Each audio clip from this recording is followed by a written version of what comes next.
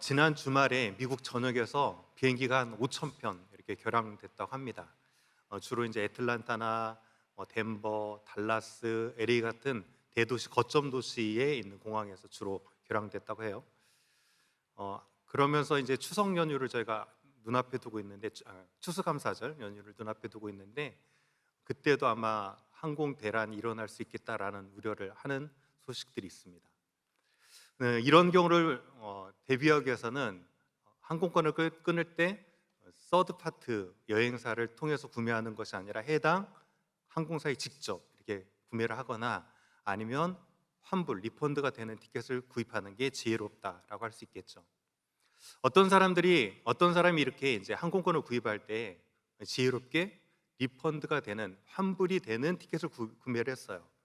구매를 해놓고 여행 계획을 하다 보니까 일이 갑자기 생겨가지고 출발일이 늦춰졌습니다. 그만 출발일이 늦춰지다 보니까 환불 기간을 지나버린 거예요. 자, 이럴 경우에 충분히 환불받을 수 있는 권리는 가지고 있었지만 환불 기간이 지났다면 환불해 줄까요? 안 해줄까요? 당연히 안 해주죠. 그래서 결과적으로는 환불할 수 있는 권리를 가졌다고 하지만 행사하지 않아서 이렇게 손해를 보는 낭패를 볼 수도 있는 거죠. 이처럼 가지고 있는 권리는 제때 잘 행사하는 게 중요하다는 사실입니다. 사도 바울에게도 권한이 있었어요. 무슨 권한이 있었냐면 로마 시민권이라는 권한이 있었죠. 그 시민권을 가지고 있으면서 사용할 수 있었던 권리들이 있습니다. 자, 그 권리를 대표적으로 사용했던 적이 있는데 이제 예루살렘에서 사용했어요. 예루살렘에서 21장부터 쭉 시작되는 부분을 살펴보면 예루살렘에 가서 이제 유대인들에게 붙들림 받아 가지고 이제 유대인들이 막 폭동을 일으킵니다. 그리고 그 폭동이 너무 심하다고 판단했던 천부장이 이제 사도 바울을 불러다가 이 폭동이 어떻게 일어났나라는 것을 진상을 파악하기 위해서 채찍질을 가하려고 하자 뭐라고 했냐면 로마 시민된 자를 죄도 정하지 않고 채찍질하는 것이 가하냐 이렇게 하면서 그때 비로소 로마 시민권자임을 드러냈다는 사실이에요. 그런데 여러분 잘 아시는 본문 빌립보서에 보면 이제 사도 바울이 옥에서 썼던 편지고요. 사도행전에서 그 내용을 살펴보면 옥에 갇히기 전에 어떻게 됩니까? 채찍질 당하고 결박돼서 옥에 갇히거든요. 그때는 로마 시민권자임을 밝혔을까 안 밝혔을까요? 밝히지 않았어요. 후에 밝혔죠. 그렇게 보면 사도 바울은 로마 시민권을 사용함에 있어서 단순히 채찍질을 피하냐 피하지 않느냐에 따라 가지고 로마 시민권의 특권을 사용하지는 않았다라는 것을 알 수 있죠. 로마 시민권을 가지고 있었던 시민권자에게 법적인 권리가 있었는데 크게 한 세 가지 정도로 권리를 가지고 있어요. 첫 번째는 로마 시민권을 가진 사람을 소송하기 위해서는 반드시 공식적인 법정에서만 소송할 수 있습니다.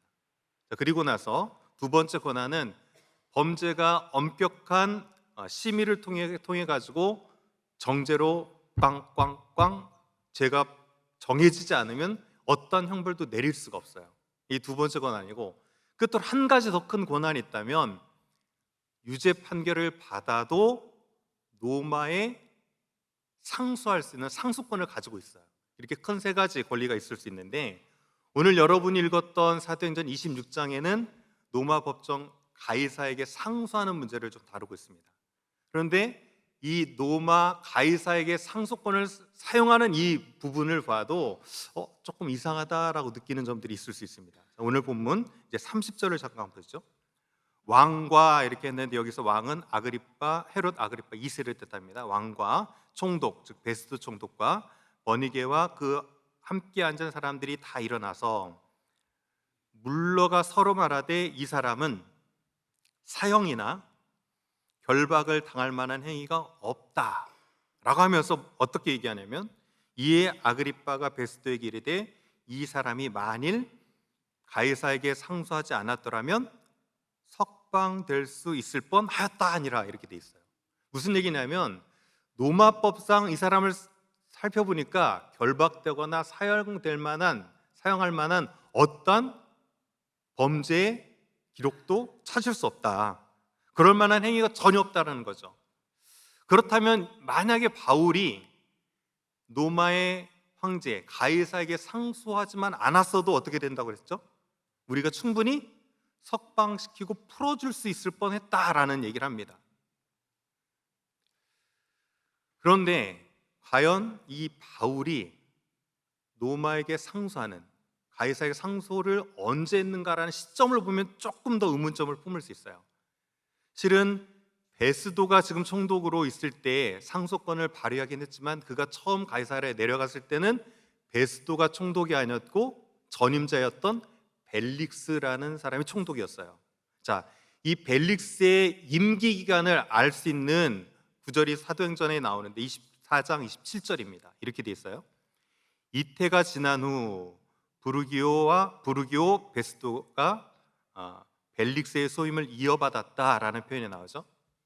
그러면 이 벨릭스는 임기 기간이 어느 정도였어요? 최소 2년 정도 됐고, 추정컨대 사도 바울은 가이사랴에 내려가서 짧은 시간이 아니라 길게는 2년 이상 구금 상태를 거쳤다라는 것을 알 수 있습니다. 자, 그러면 사도 바울은 벨릭스가 총독일 때는 상소하지 않았어요.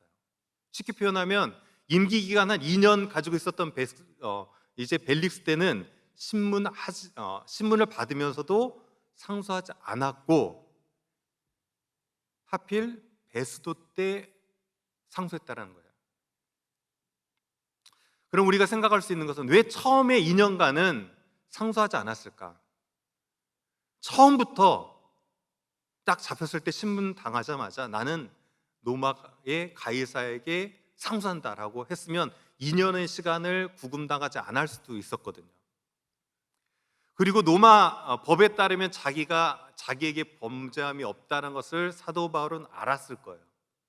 그렇다는 얘기는 어떤 법정에서든 로마 법정까지 가지 않더라도 공식적인 법정에서 총독들에게 재판을 받을 경우에 본인은 무죄 판결을 받을 것을 알았고, 그렇다면 본인이 풀려날 것도 알았으면서 왜 하필 상소권을 발휘해가지고 잡혀있냐는 거죠.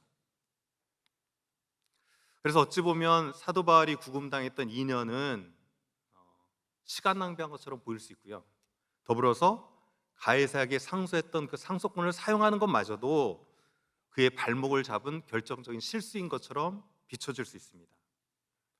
보는 사람에 따라서는 사도 바울의 이 삶을 보면서 사도 바울의 시간 낭비고 더불어서 사도 바울의 결정적인 실수 중에 하나지 않나 라고 얘기할 수도 있겠지만 정말 그럴까요?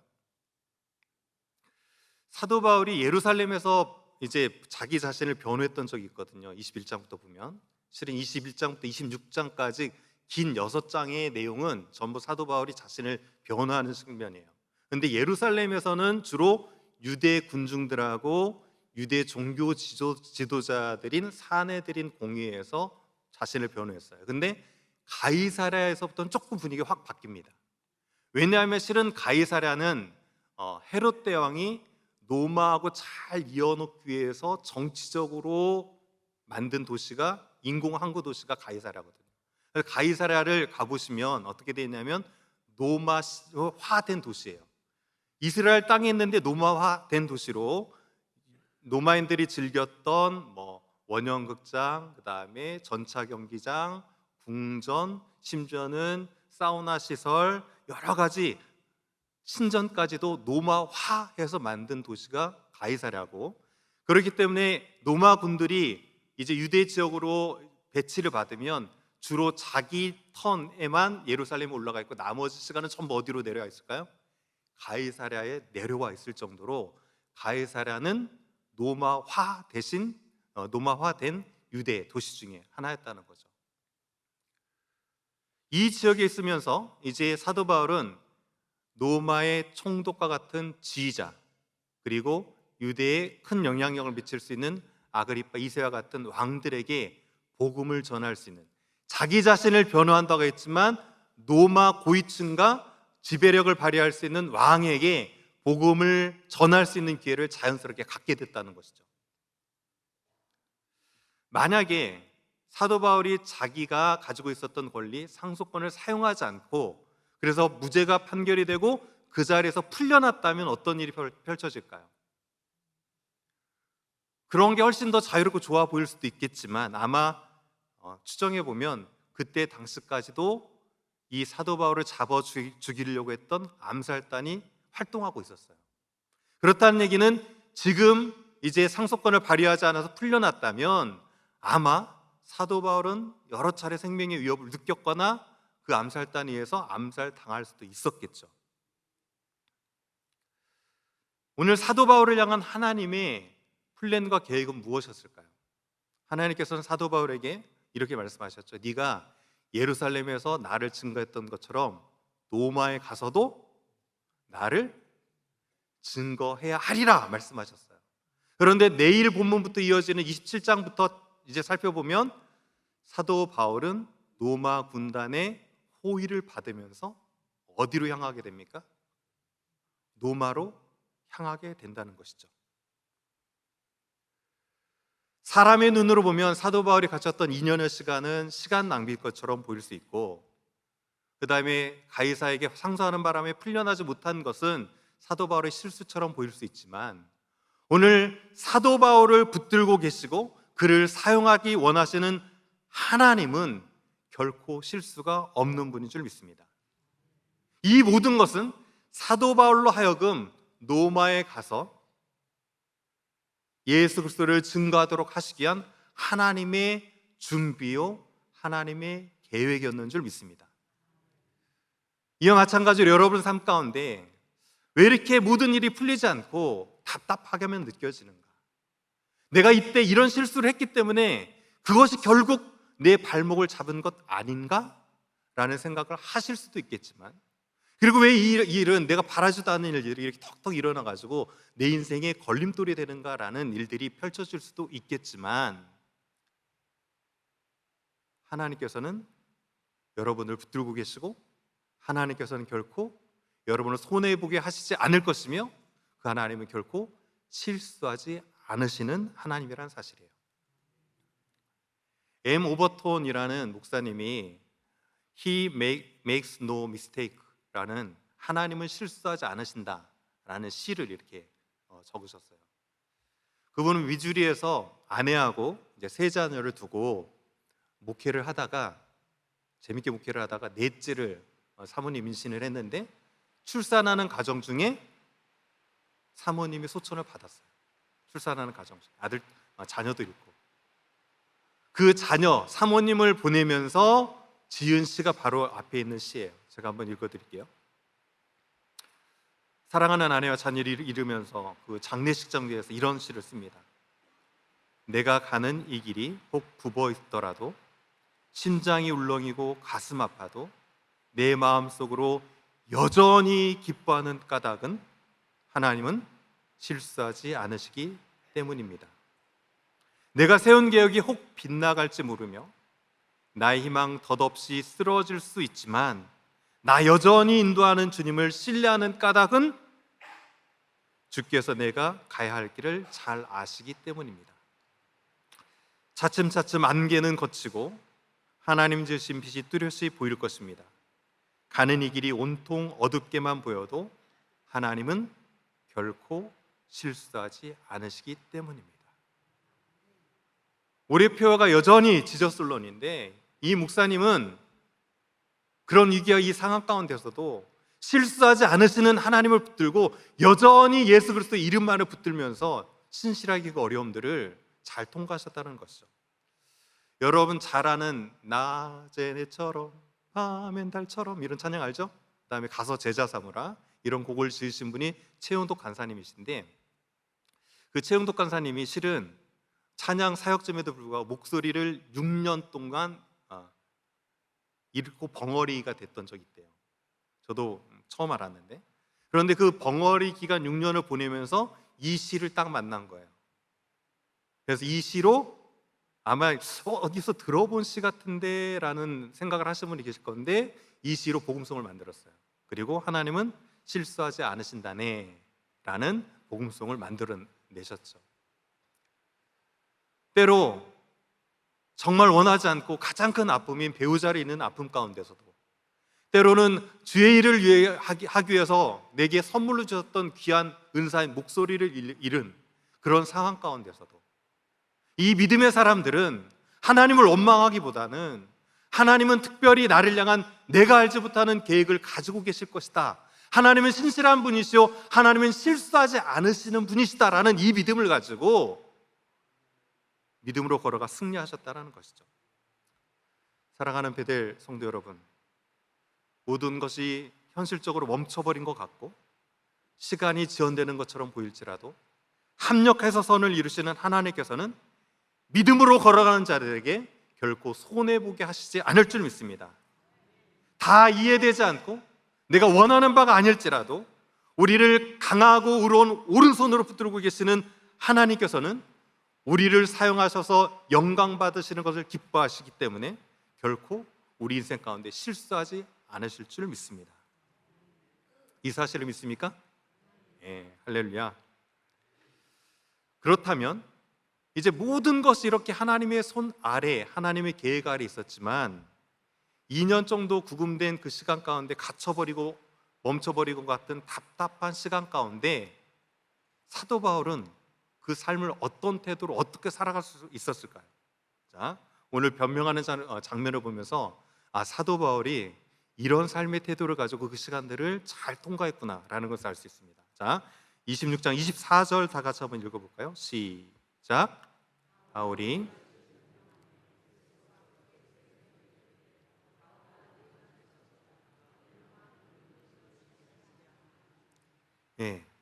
바울이 이같이 변명함에 베스도가 뭐라고 했냐면 네가 큰 학문을 위해서 미쳤구나 라고 얘기했어요. 근데 사도 바울이 어떻게 전했을까? 이같이 변명하였다라는 얘기인데, 이같이는 바로 전절인 23절에 보면 요약해서 사도 바울이 변명한 이제 변증이 이렇게 나옵니다. 곧 그리스도가 고난을 받으실 것과 죽은 자 가운데서 먼저 다시 살아나사 이스라엘과 이방인들에게 빛을 전하시리라 함이니라 라고 했거든요. 자, 사도 바울이 어떻게 변증했습니까? 그리스도가 고난 받으셨다는 것은 예수 그리스도가 죽으셨고 그 다음에 다시 살아나셔서 부활하셨다라는 거죠. 그리고 그 부활의 주님이 나를 만나 주셔서 나는 이제 그 주님을 증거하는 증인된 삶을 살아간다라는 말을 했다는 거죠. 한마디로 무엇 때문에 미쳤다는 소리 들었습니까?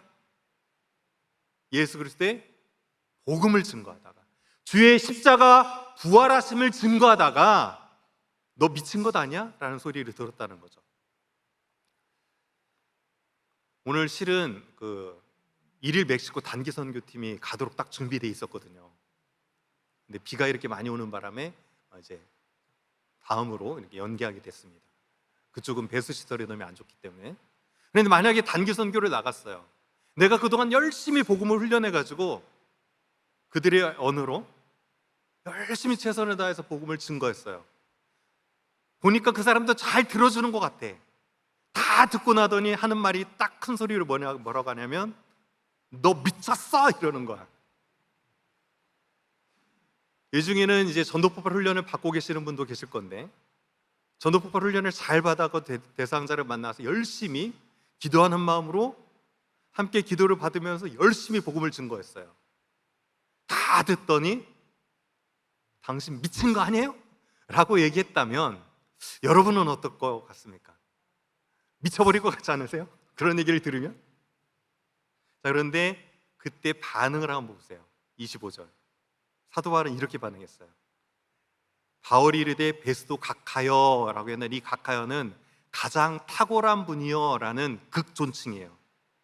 한 2번 정도밖에 성경에서 나오지 않은 극존칭이거든요. 그렇게 각하여라고 하면서 이렇게 얘기합니다. 내가 미친 것이 아니요 참되고 온전한 말을 하나이다 라고 했어요. 자, 이렇게 할 때 이렇게 했을까요? 아무것도 모르면서 그럽니까? 각하여? 내가 미친 것이 아니라니까요. 저는 참되고 온전한 말을 하는 것이에요. 뭐 이렇게 했을까요? 그런 뉘앙스가 느껴지지 않죠. 사도 바울은 극존칭을 쓰면서 존중하면서 공손한 태도로 그랬다는 거죠. 정말 사도 바울에게는 죄송한 표현인데 사도 바울은 미쳐도 곱게 제대로 미쳤구나 라는 것을 알 수 있죠. 우리 같으면 감정적으로 분명히 대응했을 거예요. 그런데 사도 바울은 그 심령에 흔들림 없는 그런 차분함과 공손함이 있었다는 거죠. 자, 무엇에 미쳤기 때문일까요? 제대로 미치려면 이렇게 미쳐야 되거든요. 자, 28절 한번 볼까요? 아그리빠가 바울에게 이르되 내가 적은 말로 나를 권하여 그리스도인 되게 하려 하는도다. 바울이 이르되 말이 적으나 많으나 당신뿐 아니라 오늘 내 말을 듣는 모든 사람도 다 이렇게 결박되는 것 외에는 나와 같이 되기를 하나님께 원하나이다.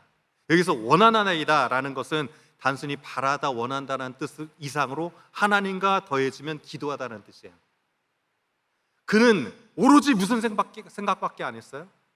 어떻게 하면 이 복음을 통해서 저 사람이 예수 믿는 자가 될 수 있을 것인가? 어떻게 하면 이 복음으로 예수 그리스도를 증거할 수 있을 것인가? 라는 것에 온전히 미쳐 있었던 것이죠. 그 일에 미쳐 있었기 때문에 감정적으로도 쉽사리 휘둘리지 않고 그가 꼭 전해야 될 말을 공손하게 전할 수 있었던 것입니다. 실은 오늘 설교 제목이 미쳐야 미친다거든요. 근데 이 미쳐야 미친다는 한양대 국문학과 교수님인 정민이라는 교수님이 지은 책에서 이렇게 따온 제목이에요. 이 책의 이제 서론 부분을 쭉 읽어보면 정민 교수님 이렇게 표현을 합니다. 세상은 만만하지 않다. 그저하고 대충해서 이룰 수 있는 것은 어디에도 없다. 그렇게 하다 혹 운이 좋아 작은 성취를 이룬다 해도 별 고래가지는 않는다. 노력이 따르지 않는 한때 행운은 복권 당첨처럼 오히려 그 인생을 망가뜨리기도 한다. 남이 미치지 못한 경지에 도달하려면 미치지 않고서는 안 된다. 미쳐야 미친다. 미치려면 미쳐라. 뭐 이런 얘기를 해요. 잘 아는 것처럼 불황, 불급. 미치지 않으면 도달할 수 없다라는 뜻이거든요. 그러면서 이분이 이제 조선시대 18세기 얘기해요. 조선시대에 미쳤던 사람들이 있었다. 그러면서 그 미친 사람들에 대한 스토리를 쭉 쓰거든요. 그림에 미쳤던 사람, 칼에 미쳤던 사람, 아니면 매화에 미쳐가지고 온통 매화를 가져다 심어놨던 사람, 아니면 별에 미쳐서 종일 별만 따라다녔던 사람, 좀 고상하게 미친 사람 같은 경우는 꽃에 미친 사람. 그러니까 김군이라는 사람의 스토리를 쭉 얘기를 해요. 어떤 사람은 벼루에 미친 사람도 있대요. 그래서 무조건 돌만 보면 어떻게 합니까? 모든 돌을 깎아가지고 벼루를 만드는 그런 일에 미친 사람도 있었다고 하더라고요. 세상에서도 미치지 않으면 안 되는구나 라는 얘기를 하고 있는데 과연 여러분은 무엇에 미쳐 사십니까? 우리는 알든지 못하든지 무엇인가에는 미쳐 살아가요. 여러분이 인정하든 인정하지 않든. 일제강점기 때 감리교의 목사님이신데 이용도 목사님이라는 분이 계세요. 그분은 이렇게 얘기했어요. 이왕 미칠 바에는 그리스도에게 미치고 진리에 미치게 하옵소서라는 기도 제목을 가지고 있었어요. 그리고 그분의 글을 보면 정말 이분은 예수님께 미쳐 있던 분이구나 라는 것을 알 수가 있더라고요. 우리의 신앙의 초점은 예수다. 소망에도 예수요, 인내에도 예수요, 기도에도 예수요, 찬양에도 예수다. 떠들어도 예수요, 잠잠해도 예수뿐이다. 생시에도 예수요, 꿈에도 예수요, 잠꼬대도 예수요, 먹어도 예수요, 입어도 예수요, 자도 예수요, 일해도 예수다. 그저 우리의 생명의 초점은 오직 예수뿐이다.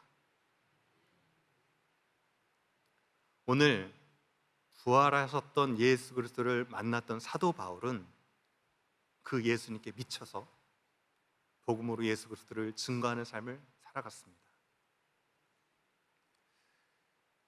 2025년도 훅 지나왔죠? 한두 주 있으면 추수감사절이고, 또 조금 더 있으면 성탄절이고, 조금 더 있으면 2026년은 여러분 앞에 딱 다가올 거예요. 이 시간을 보내면서 여러분 삶 가운데 감사가 충만하길 소원해요. 그런데 그 감사의 조건들이 있다, 없다 하는 그 것들에 의한 것들이 아니라 오로지 예수 그리스도로 충만해서 넘쳐나는 감사가 되어지기를 주의 이름으로 축원합니다.